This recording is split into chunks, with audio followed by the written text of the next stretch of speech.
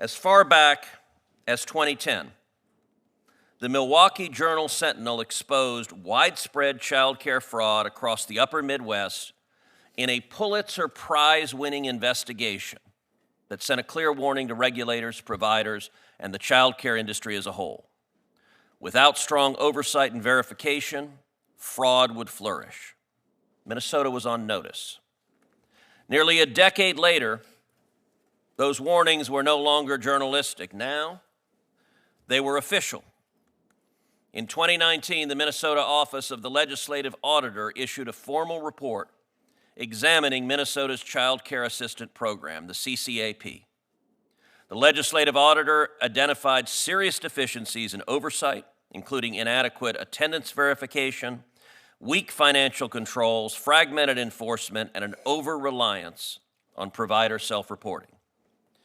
The auditor warned plainly that these conditions created a high risk of fraud. Critically, the auditor estimated that approximately $100 million of Child Care Assistant Programs funds had already been lost to fraud. Minnesota Democrats responded, but not out of vigilance, out of political necessity. The report landed just months after they won their new majority in the state legislature in the 2018 elections. Faced with a damning audit and mounting political pressure, Democrats acted, on paper at least.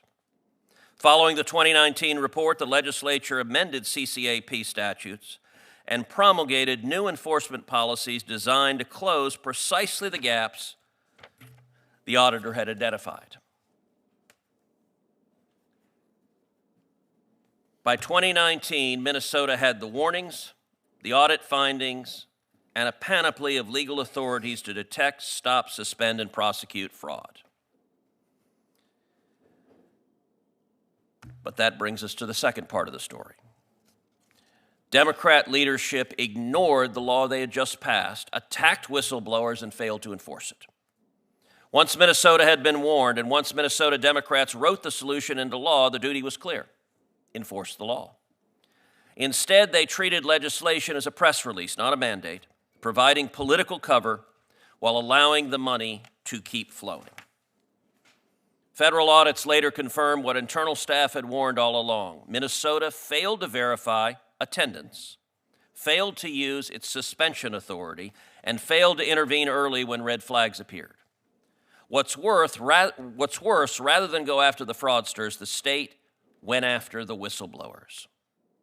On January 31st, 2026, the Minnesota Star-Tribune reported that staff at the Minnesota Department of Human Services repeatedly flagged fraud risks and lax safeguards, only to have those concerns ignored, dismissed, or met with retaliation. According to that reporting, current and former DHS employees sent an anonymous letter to the U.S. House Committee on Oversight and Accountability describing serious and systemic failures dating back to at least 2019. Employees reported being reassigned, called racist and xenophobic, sidelined, excluded from key discussions, and in some cases subjected to what they described as threats or workplace surveillance after raising red flags. Minnesota's Democrat leaders did not reward integrity. Instead, they punished it. When bipartisan legislation was introduced to establish an independent inspector general, Minnesota Democrats blocked it. The Democrat House Speaker at the time explained why. An inspector general, quote, is not part of the budget framework, citing an $18 million cost over 4 years.